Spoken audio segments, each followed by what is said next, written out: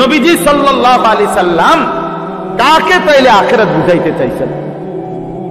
আল্লাহর কোরআন এমন কোন সূরা নাই, কোরআন শরীফের 114টি সূরা, 114টি সূরার এমন কোন সূরা নাই, এমন কোন রুকু নাই কোরআনে যেখানে আখিরাতের কথা, পরকালের কথা আলোচনা নাই। এই পরিমাণ আল্লাহ তাআলা আখিরাত, আখিরাত, পরকাল, পুনরুত্থান, হাসরের মাঠ, এগুলো আল্লাহ তাআলা এতবার বলছেন, অস্বীকার করার, পাশ কাটার কোন সুযোগ নেই। কোরআন শরীফে আছে সূরা মুলকের মধ্যে, জাহান্নামী যখন চিৎকার করবে, জাহান্নামের ফেরেশতারা তখন বলবে, আলাম ইয়াতিকুম নাদির, এই নাফরমান, তোমারে কি কেউ কোনদিন জাহান্নামের ভয় দেখায় নাই? ক্বালু বালা, সে বলবে, হ্যাঁ, কদ জাআনা নাদির, আমার কাছে বহু ভয় প্রদর্শনকারী বান্দা এসেছিল। কত ইমাম, কত খতিব, কত আলেম, কত ওয়াইজ, কত বক্তা, কত পীর, কত মাশায়েখ, কত আউলিয়া, কত বুজুর্গ চোখের পানি ফেলে ফেলে বারবার আমার এই জাহান্নামের কথা বলছিল, কিন্তু ফাকাদ্দাবনা, আমি মিথ্যা মনে করেছি। ওয়াকুলনা মা নাযালাল্লাহু মিন শাই, আমি আরো বলছি এগুলো আল্লাহ বলে নাই, তোমরা মোল্লারা, মুন্সিরা তোমরা বানায়া বলো। হ্যাঁ, অনেক বেত্তমিজ লোক আছে, ও এত না, হুজুররা যত কয় এত না, না আমরা জানে, আমরা আগেও একবার ফিডা খাইয়া আইছে, আমরা একবার ঘুরে আইছে হাসরের মাঠ, আমরা জানে যত কয় এত না। ও কইতে লাগলে সবাই কয়, বাড়াইয়েই কয়, মাইক ফাইলে কে না কয়। এই সমস্ত বিদ্রুপ আলেমদের কথাকে আপনি অবজ্ঞা করিলেন। আসলে তো আলেমদের কথা না, কথা যদি হুজুরের কথা হইতো তাইলে না হয় আপনি ফেলে দিতেন, কিন্তু জবানে না হুজুরের কথা, তো সরাসরি আল্লাহ কথা, তো রাসূলুল্লাহর, আল্লাহর, তো সে কথা প্রত্যাখ্যান করলেন কেন? আপনি আমার কথা, আমার ব্যক্তিগত যদি কথা হয় সেটা ফেলে দেন, কথা বোঝেন নাই। কিন্তু উলামায়ে কেরাম আপনাদেরকে নসিহতের মাধ্যমে নিজের ব্যক্তিগত হুজুরদের কথা বলে না, কথা বলেন না কেন? কার কথা বলে? আল্লাহর কথা বলে, রাসূলুল্লাহ সাল্লাল্লাহু আলাইহি সাল্লামের কথা বলে, তো সেটা বাদ দিলেন কেন? সেটা বাদ দিলেন। আমার ব্যক্তিগত কথা তো আপনাদের ধরতে বলি নাই, আমার ব্যক্তিগত কথা বলি, আপনারা দেখি গ্রহণ করেন কিনা বলেন। মনে করেন আমি কুমিল্লা ক্যান্টনমেন্ট থাকি, ময়নামতি সাহেবের বাজার, আমার মাদ্রাসা বাসা ওইখানে। তো আমি কুমিল্লা ক্যান্টনমেন্টে একটা বড় টাওয়ার আছে, গুমতি টাওয়ার। এই গুমতি টাওয়ারের নিচে আন্ডারগ্রাউন্ডে মুদি দোকান এবং তরি তরকারির দোকান। আমি প্রত্যেক দিন ওইখানে তরি তরকারি এবং মুদি যত মাল, এই যে পেঁয়াজ, রসুন, আদা, তেল, এগুলো এবং মাছ তরকারি, এগুলো ওই গুমতি টাওয়ার থেকেই সবসময় কিনি। আপনারাও সবাই নিয়ত করেন, ইনশাআল্লাহ এখন থেকে সবাই কুমিল্লা ক্যান্টনমেন্ট গুমতি টাওয়ার থেকেই তরকারি এবং চাল, ডাল, তেল কিনবেন, বলেন ইনশাআল্লাহ। কথা বলেন না তো, আপনি কি বলবেন? কি হুজুর আপনি পাগল হলেন? আমি কিনতাম, আমার আমনের ক্যান্টনমেন্ট আমি কিনতাম যাবো, আমাকে দেশে কি মাছ তরকারির অভাব পড়ছিনি, ঠিক কিনা বলেন না কেন? এইটা না আমার ব্যক্তিগত কথা, কথাটা আমার বুঝছেন, এইটারে তো আপনারা মানতে কই নাই। আমি তো বলি না আপনারে যে আপনি আমার লগে গিয়ে বাজার করেন। তাহলে আপনি যে বললেন হুজুর এরকম কয়, হুজুরের সব কথা ধরলে চলন যাইতো না বর্তমান জমানায়। আপনারা তো আমার একটা কথাও ধরতে বলি নাই, আপনাকে বলছি আল্লাহর কথা না ধরতে। আপনাকে তো বলেছি ভাইয়া রাসূলুল্লাহ সাল্লাল্লাহু আলাইহি ওয়াসাল্লামের কথা ধরতেন। আল্লাহর কথা ফিরায় দেয় কেমনে? নবীর কথা ফিরায় দেয় কেমনে? বলেন বাবা, মেহেরবানি করে এই জন্য বুঝতে শিখেন, বুঝতে শিখেন। তিনটা জিনিস আমাদের মধ্যে লাজেম থাকা চাই। এক হলো তাওহীদ, দুই হলো রিসালাত, তিন হলো আখিরাত। এই তিন জিনিস ভুলে গেলে মুসলমান হয় না। তাওহীদ ভুলে গেলে, অর্থাৎ লা ইলাহা ইল্লাল্লাহ, জীবনের সব ব্যাপারে, সব বিষয়ে যা কিছু হচ্ছে, যা কিছু ঘটছে, আমার জীবনের এই সারা পৃথিবীর কায়নাতের সমস্ত নড়াচড়া, প্রত্যেকটা বিন্দু বিসর্গ করছেন শুধুই একজন, তিনি আল্লাহ। তিনি কে? লা ইলাহা ইল্লাল্লাহ। আল্লাহ ছাড়া আর কোনো ইলাহ নাই, দেনেওয়ালা আর কেউ নাই, পালনেওয়ালা আর কেউ নাই। এটা তাওহীদ। আর শাজিমের উপর থেকে সাতবক জমিনের নিচ পর্যন্ত যেটা যেমনে যেভাবে আছে সেটা একজনই পরিচালনা করছেন, তিনি আল্লাহ। এই কথা যত দিলের মধ্যে বসাইতে হবে। 2 নাম্বার রিসালাত। রিসালাত মানে হলো মুহাম্মাদুর রাসূলুল্লাহ সাল্লাল্লাহু আলাইহি ওয়াসাল্লাম, এই কথা গ্রহণ করা। এই কথা আবার গ্রহণ করার কি? এই কথা গ্রহণ করা হইল মুহাম্মদ আল্লাহর রাসূল, আল্লাহ আমার জন্য উনাকে পাঠাইছেন, অতএব আমার জীবনের হাসি কান্না, আনন্দ বেদনা, রাত দিন, ঘর সংসার, বাজার ব্যবসা, আয় রোজগার, স্ত্রী পুত্র পরিজন, কদম কদম, বিন্দু বিন্দু, নিঃশ্বাস নিঃশ্বাস আমি অনুসরণ করব একজনকে, তিনি মুহাম্মাদুর রাসূলুল্লাহ সাল্লাল্লাহু আলাইহি ওয়াসাল্লাম। এটারে বলে রিসালাত। এটাকেই বলে নবী সাল্লাল্লাহু আলাইহি সাল্লামকে চেনা, এটাকেই বলে নবী সাল্লাল্লাহু আলাইহি সাল্লামকে ভালোবাসা, এটাকেই বলে নবী সাল্লাল্লাহু আলাইহি সাল্লামকে অনুসরণ করা। আমার ভাইয়া, আল্লাহর দোয়াই আপনি আপনার জায়গাতেই থাকেন, আপনি আপনার তরিকাতেই থাকেন, আপনি আপনার পীরের কাছেই থাকেন, যে যেখানে আছেন থাকেন, কোনো অসুবিধা নাই। শুধু নিজেরে ধোঁকা দিয়েন না, ধোঁকা খাইয়েন না, কাউরে ধোঁকা দিয়েন না। আল্লাহ রাসূল বলছে আল মুমিনু লা ইয়াখদাউ ওয়া লা ইউখদাউ। খেয়াল করে শুনেন এই কথাটা। মুমিন, নবীজি বলছে, কোন ইমানদার কাউকে ধোঁকা দেয় না। খোদার কসম নবী বলছে ইমানদার ধোঁকা খায়ও না। লা ইয়াখদাউ অর্থ সে ধোঁকা দেয় না, ওয়া লা ইউখদাউ অর্থ নিজেও ধোঁকা খায় না। অতএব রাসূলুল্লাহ সাল্লাল্লাহু আলাইহি সাল্লামের সাথে সম্পর্ক, ভালোবাসা, মহব্বতের সবটা 100 অনুসরণের মাধ্যমে, অনুসরণের মাধ্যমে, অনুসরণের মাধ্যমে। চেহারায় যার দাড়ি নাই সে রাসূলকে ভালোবাসে না, ঘরে যার স্ত্রী বেপর্দা সে রাসূলকে ভালোবাসে না, উপার্জনের মধ্যে যার হালাল নাই সে রাসূলকে ভালোবাসে না, জীবনে যার সুন্নত তরিকার অনুসরণ নাই সে আল্লাহর রাসূলকে কশিন কালেও ভালোবাসে না। ভালোবাসে বললে এটা ভালোবাসার নামে ধোঁকা, মিথ্যাবাদিতা ছাড়া আর কিচ্ছু না। হ্যাঁ, হাসরের ময়দানে মার খাইয়েন না, ধরা খাইয়েন না। কথা বুঝছেন না? এখানে গাছ জোর দেখাইয়া হয় তমনে চিৎকার দিয়া, হুঙ্কার দিয়া, এই কইয়া সেই কইয়া, খাইয়া দাইয়া বিরিয়ানি খিচুড়ি মিল্লা পার হইয়া গেলেন আর কি। কিন্তু কবর আখেরাত এত সুধা না। আখেরাত হাসরের মাঠ মামুর বাড়ি না, হাসরের মাঠ নানার বাড়ি না, আমনের চাচার শ্বশুর বাড়ি না।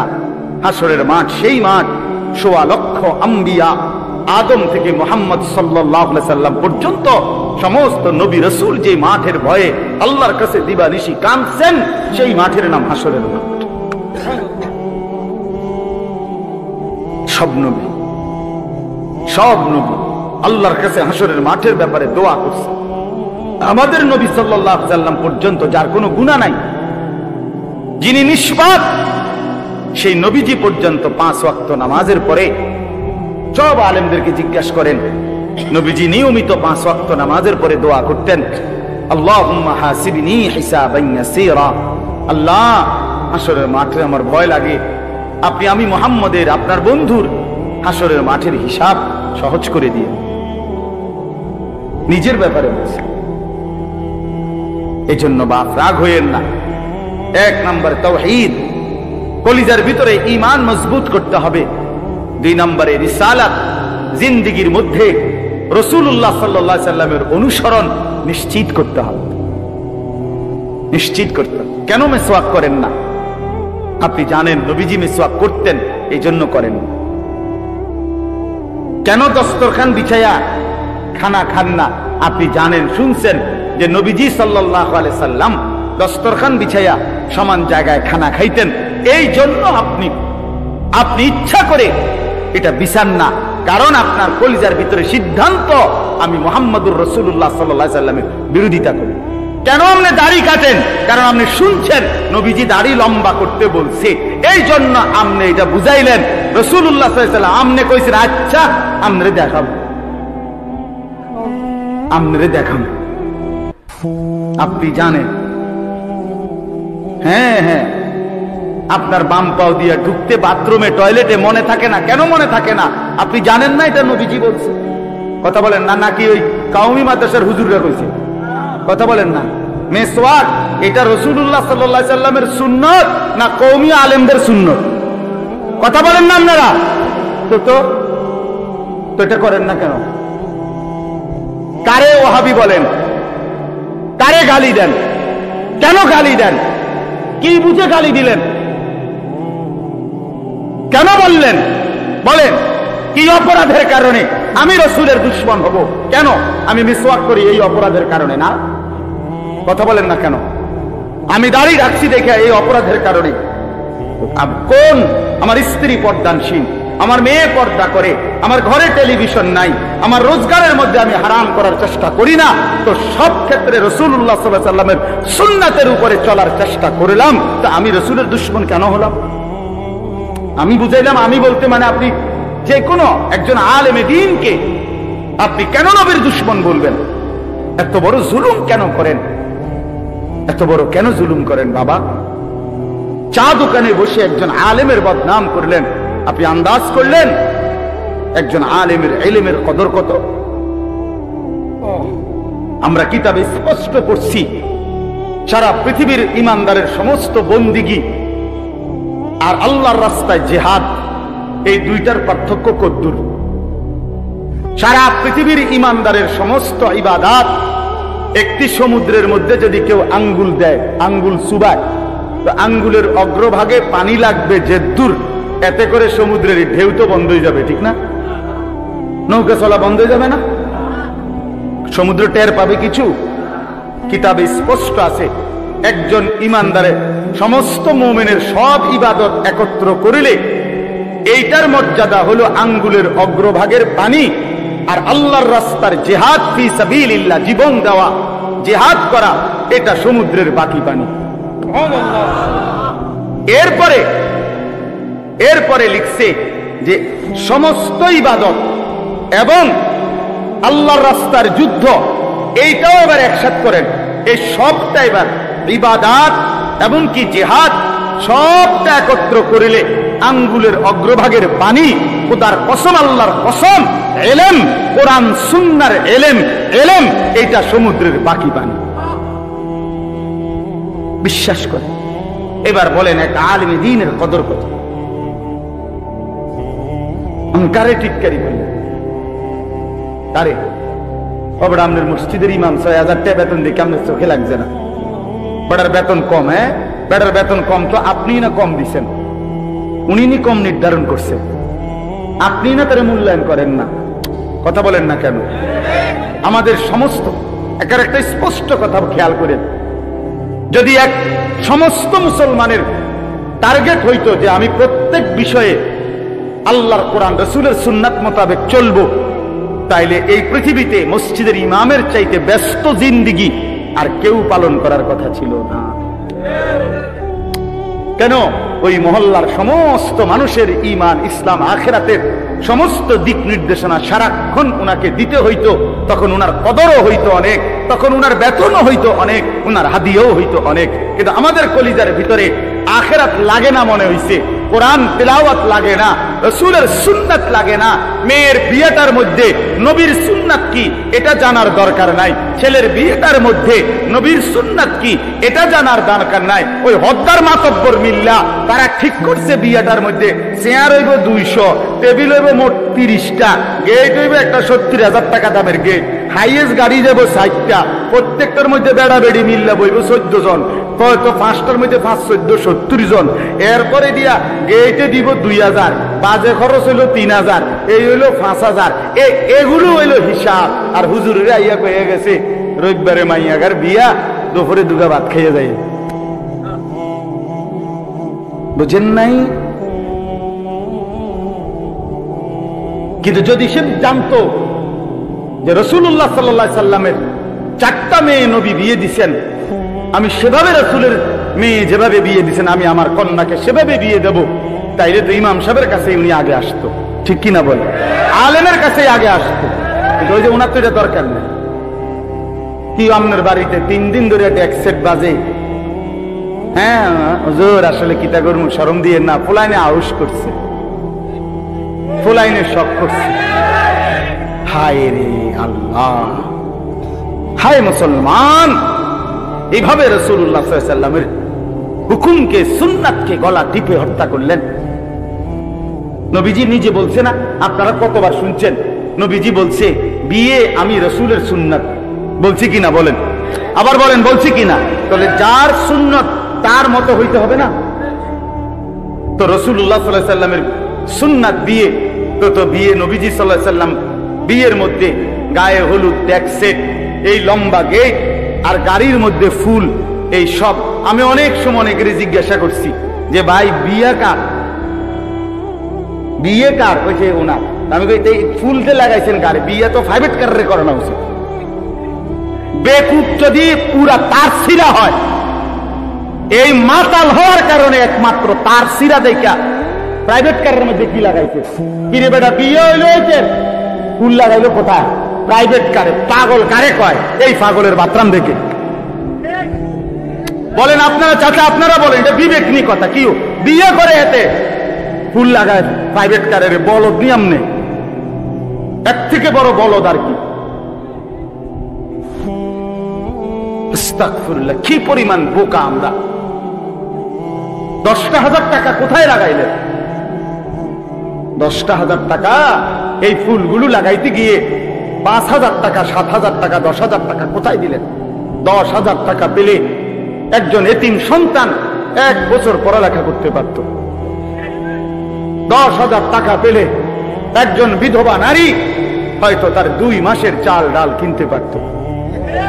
আর আপনি বিয়ের গাড়িটা সাজায় নিয়ে গেলেন,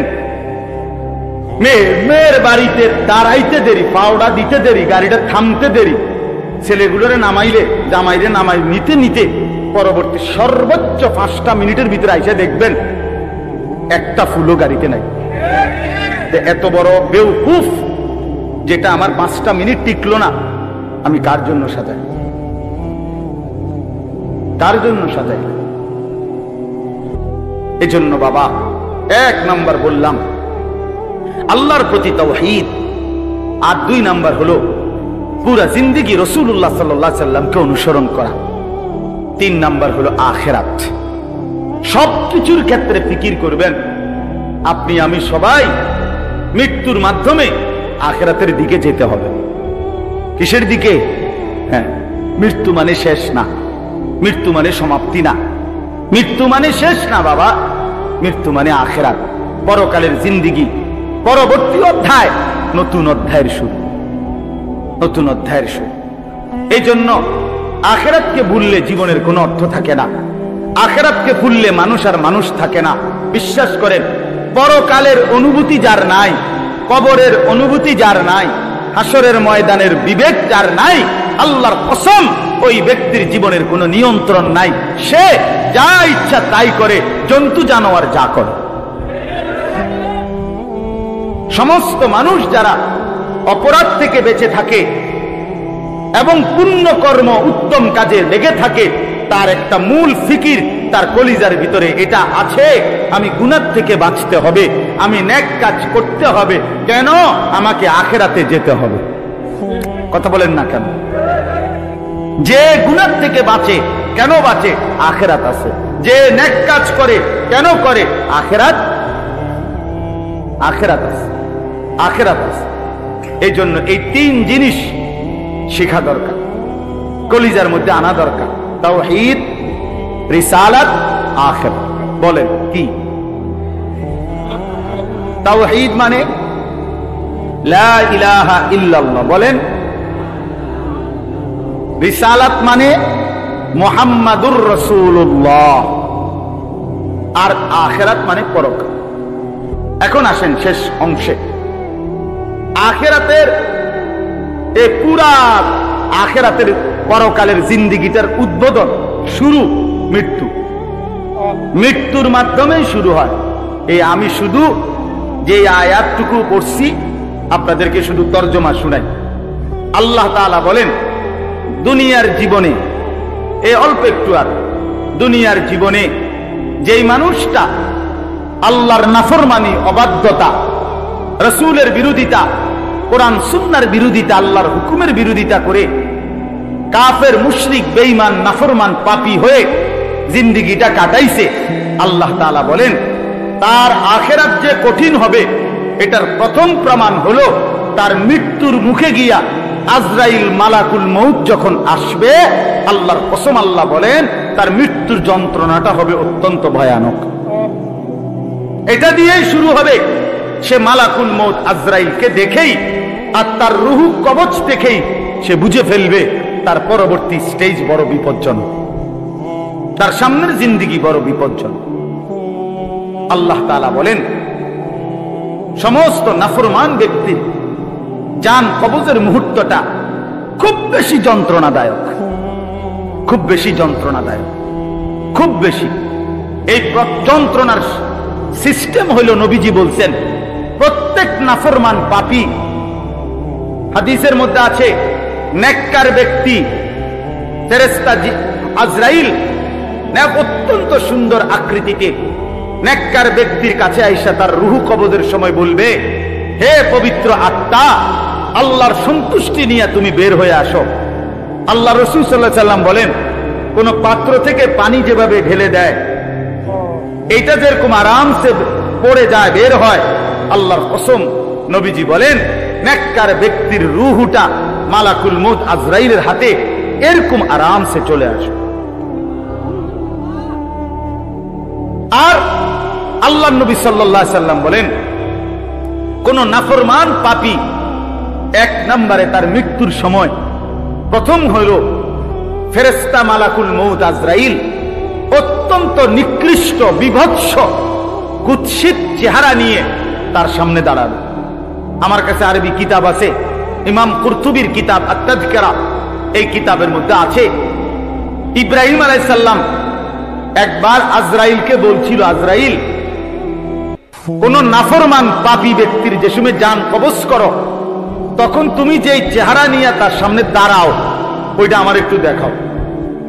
কিতাবে আছে আজরাইল বলছে ইব্রাহিম আলাইহিস সালামকে যে আল্লাহর কসম আপনি সহ্য করতে পারতেন না। ইব্রাহিম আলাইহিস সালাম বলেন না, তুমি আমারে দেখাও, আমি দেখুমই। তো আজরাইল ওই আকৃতিটা ধারণ করছে। কোন পাপীর রূহ কবজের সময় উনি যেই চেহারা ধরে অত্যন্ত নিকৃষ্ট, কুৎসিত চেহারা। তো কিতাবে স্পষ্ট আছে, ইমাম কুরতুবী বলেন ইব্রাহিম আলাইহিস সালাম চিৎকার দিয়া বেহুশ হয়ে গেছে। লম্বা সময় পরে হুঁশ আসার পরে উনি চোখের পানি ফেলে আল্লাহকে বলছে, আল্লাহ তোমার কোন নাফরমান বান্দা পরবর্তীতে কবরের আযাব, হাসরের আযাব, জাহান্নামের আযাব আর কিছুই লাগবে না, শুধু কেবল আজরাইলের এই বিভৎস চেহারার যদি একবার দেখে তার ৬০ বছরের নাফরমানির শাস্তির জন্য এটাই যথেষ্ট, এটাই যথেষ্ট। আল্লাহ নবী সাল্লাল্লাহু আলাইহি সাল্লাম বলেছেন, কোরআনে আল্লাহ বলছেন এই মালাকুল মউত আজরাইল যখন কোন পাপী নাফরমানের জান কবজ করতে আসবে, প্রথম এই কলিজাটার ভেতর থেকে যে রূহ আছে, এই কলিজার ভিতরে, কলবের ভিতরে যে রূহ, এই রূহটা ধরে টান মারবে যখন, একটা টানে কলিজাটা ছিঁড়া, রূহটা ছিঁড়া এই কণ্ঠনালী পর্যন্ত চলে আসবে। কাল্লা ইযা বালাগাতিত তারাকিয়া, কাল্লা ইযা বালাগাতিত তারাকিয়া। আর কিছুই না বান্দা, শোনো, যখন নাফরমান তোমার জান কবজের সময় রূহটা চলে আসবে কণ্ঠনালীতে, এবার রূহটা বের হতে চাইবে না, বের হতে চাইবে না, নাফরমান ছটফট করবে।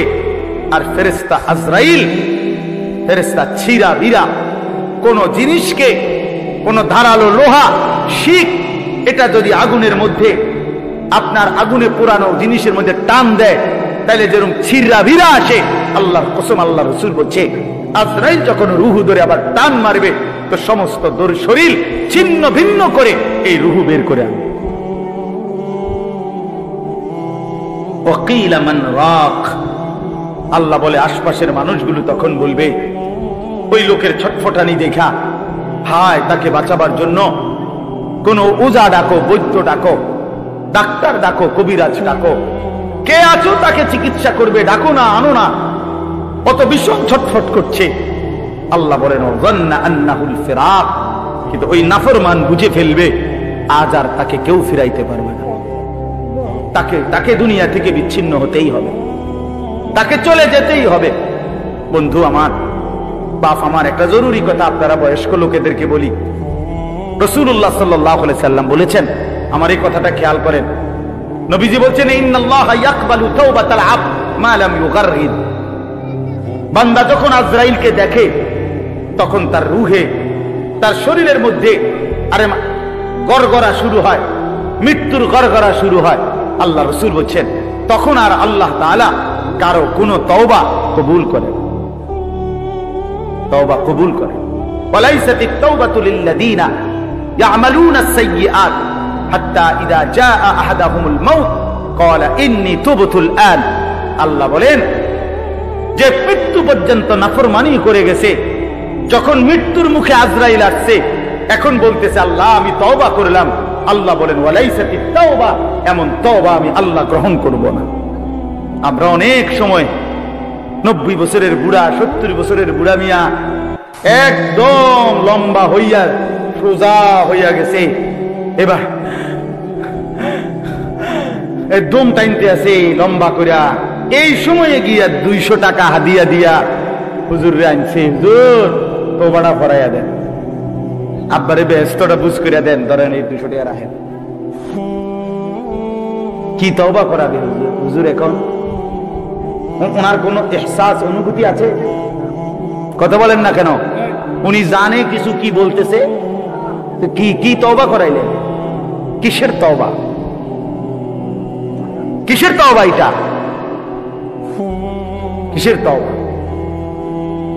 গুনাহ করলেন আপনি, আপনার পরামর্শ বুঝি আমি, হ্যাঁ আপনার গুনাহ আপনি না জানেন। এই জন্য আল্লাহ কোরআনে বলছেন ওয়াল্লাযীনা ইযা ফাআলু ফাহিশাতান আও যালামু আনফুসাহুম যাকারুল্লাহ। আল্লাহ বলে বান্দা শোনো, জীবনভর যদি গুনাহ করো, নাফরমানি করো, জুলুম করো, নাফরমানি করো, কিন্তু আমার যেই বান্দা গুনাহ করবে অথবা নাফরমানি, অশ্লীলতা, বেহায়াপনা করে, আল্লাহ বলেন যদি সাথে সাথে আমি আল্লাহকে মনে করে, অতঃপর ফাস্তাগফারু লিযুনুবিহিম, আমি আল্লাহর কাছে নিজের গুনাহের জন্য মাফ চাই। ওয়া মান ইয়াগফিরুয যুনুবা ইল্লাল্লাহ, বুঝে শুনে দিল থেকে বলে আল্লাহ আপনি মাফ না করলে মাফ করবে কে? ওয়ালাম ইউসিররু আলা মা ফাআলু ওয়া হুম ইয়ালামুন, আর আল্লাহকে বলে আল্লাহ এই গুনাহ আমি ছেড়ে দিলাম, ওয়া হুম ইয়ালামুন, জেনে বুঝে এমন নাফরমানি আর করব না, মাফ করে দেন। খোদার কসম আল্লাহ বলেন বুঝে শুনে আমার বান্দা যদি গুনাহ ছেড়ে দিয়ে আর করবে না, ওয়াদা দিয়ে আমি আল্লাহর কাছে চোখের পানি ফেলে মাফ চাই। এবার গুনাহ যদি আসমান পরিমাণও হয়, আমি আল্লাহ ওয়াদা করলাম বিনিময়ে পুরা মাগফিরাত দিয়ে দেব। উলাইকা জাযাউহুম মাগফিরাতুম মির রাব্বিহিম, পুরা মাফ। যে শর্ত হইল বান্দা আর করবা না, ওয়াদা দিতে হবে, গুনাহগুলো ছেড়ে দিতে হবে। আমনের কলজার ভিতরে হইল আমনে কোনো সুদের টিয়া ছাড়তেন না, আমনে কোনো বিড়িগানা ছাড়তেন না, আমনে কোনো সাদওয়ানের টেলিভিশন সাউন্ড বন্ধ করতেন না, আমনে হুজুরের লগে যে ডোলে আস্তাগফিরুল্লাহ রাব্বি, আমনে কীর্তন লরেন, আমনের পকেটে যে বিড়ি, আমনের লাগে যে সাদওয়ানের টেলিভিশন লইয়া বইয়া রয়েছে দোকানদার, আমনে লরেন কীর্তন, কি এর তওবা করেন কার কাছে? আল্লাহ বুঝে না? কথা বলে না? হ্যাঁ, আল্লাহ জানে না? এটারই নি কয় তওবা। টেলিভিশনের দিকে চাইয়া চাইয়া কর তওবা তওবা তওবা তওবা। আহারে কিতে রে বাবা রে, দেশটার মধ্যে কি শুরু হইল? আপনি যেটি চাইতে আছেন এটি শুরু হয়েছে। আস্তাগফিরুল্লাহ, আস্তাগফিরুল্লাহ। এজন্য বাবা জওয়ান হন, বৃদ্ধ হন, গুনাহ ছাড়তে হবে এখন। কখন বলেন? ওই বাবা বলেন না কখন? এখন এখন এখন আজ। গুনাহ করলেন যখন, ছাড়বেন তখন। দিল, দিমাগ, আকল, হুঁশ আছে যখন। এটা মনে রেখে আল্লাহ তাআলা বলেন ওয়াযান্না আন্নাহুল ফিরাক। আশপাশের লোকজন তো ডাক্তার কবিরাজ লইয়া ডাকাডাকি করছে, কিন্তু সে বুঝে ফেলছে তাকে দুনিয়া থেকে আলাদা হবে, আর থাকতে পারবে না। ওয়ালতাফাতিস সাকু বিসাক। আল্লাহ তাআলা বলেন ভয়ে আর আতঙ্কে নাফরমান পাপী জান কবজের সময় তার দুইটা পাও মিলাইবার মতো ক্ষমতাও আর তার থাকবে না। পায়ের দুইটা গোসা, গোড়ালি এইটা পর্যন্ত কদ্দুর লাগানো অথবা সরানো এই ক্ষমতাটাও থাকবে না। এতটা ভয়ে আতঙ্কে পাও নিয়ে পড়ে থাকবে যে পায়ের গোসা, গোড়ালিটা পর্যন্ত নাড়াইতে পারবে। ইলা রাব্বিকা ইয়াউমাইদিনিল মাসাক। আর এই অবস্থাতেই তাকে আল্লাহ তাআলার কাছে পৌঁছতে হবে। কার কাছে বলেন না? এবার দেখেন এই কথাটা ছেলেরা তোমরা শোনো, শুনো, চাচারাও শোনেন, নওজওয়ান তোমরাও শোনো। চারটা আয়াতে কোরআনুল কারীমে আল্লাহ বলছেন, মোট 4 জায়গায়, যে আল্লাহ বলছেন মৃত্যুর যন্ত্রণা নাফরমানের অত্যন্ত কঠিন। এই জান কবজের সময় একেবারে সব সিরালাবে। তো এইটা আল্লাহ বলছেন মৃত্যুর যন্ত্রণা সবচেয়ে বেশি কঠিন। যে মৃত্যুর রুহু কবজের এটা কার হবে? কার জান কবজের সময় যন্ত্রণা হবে কঠিন? আল্লাহ বলছেন ফালা সাদ্দাকা ওয়ালা ইলা রাব্বিকা ইয়াউমাইদিনিল মাসাক ফালা সাদ্দাকা ওয়ালা সাল্লা। কেন মৃত্যু যন্ত্রণা হচ্ছে? কেন তার রুহুটা ছিঁড়াভিড়া নিতেছে?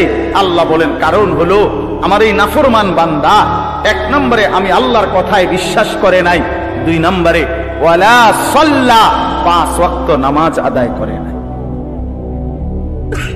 এই জন্য আমি আল্লাহর কসম দিয়ে হাত জোর করে বলি, ভাইয়া আমার, বন্ধু আমার, ছেলেরা আমার, তোমরা যারা নামাজ পড়ো না, আল্লাহর কসম কবর, হাসর, আখিরাত, মিজান তো কষ্ট হবেই, মৃত্যুর মুখে তোমাদের রুহু কবজের সময়ও ভীষণ কষ্ট হবে।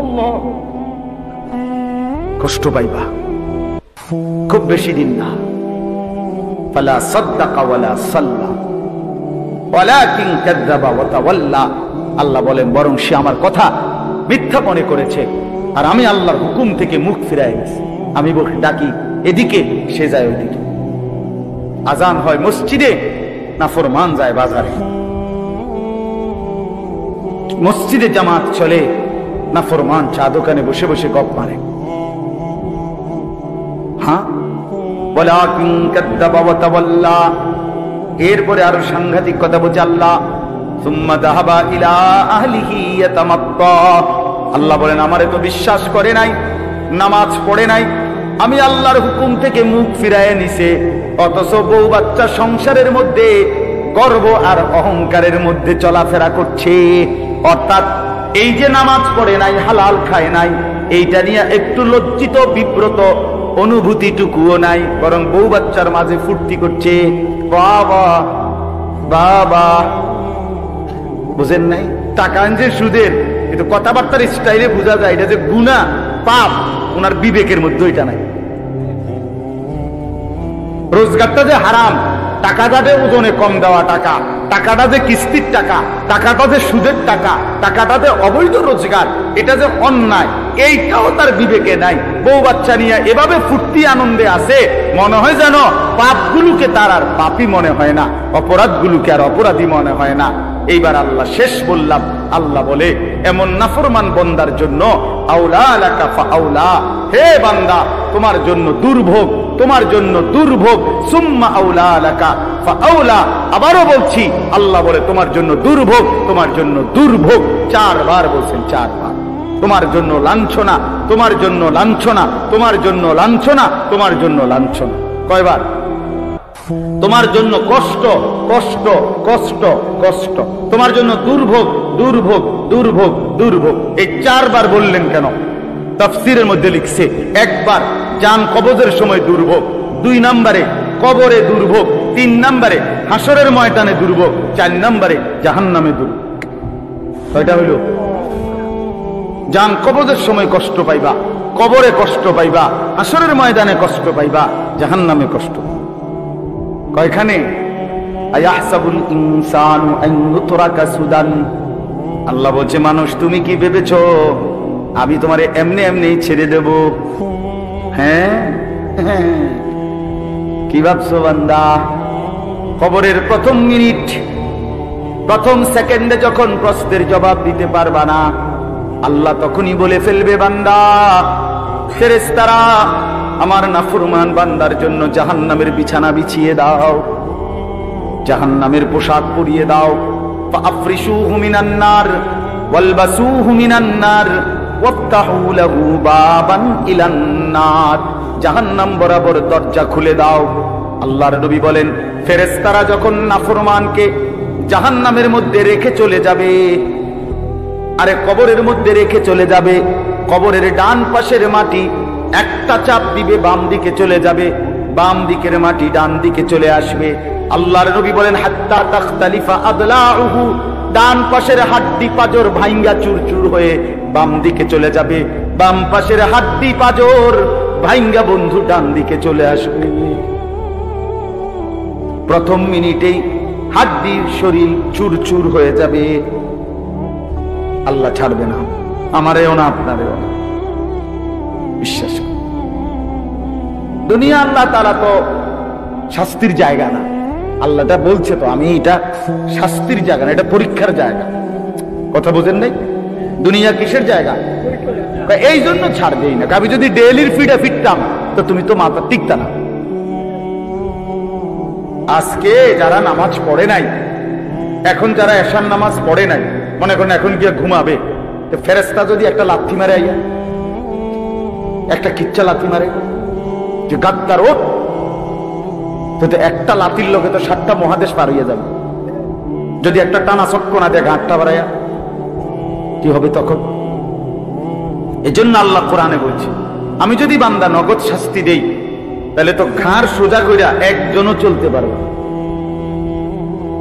আমি তো জমিনটাকে, পৃথিবীতে আমি আল্লাহ শাস্তির জন্য না, এটা বিচারের জায়গা না, এটা আমলের জায়গা, বিচারের জায়গা আল্লাহ। মালিকি ইয়াউমিদ্দিন। চলেন, রাত গভীরে, অনেক রাত হইছে, আমরা আপনাদের কাছে বলার চেষ্টা করলাম।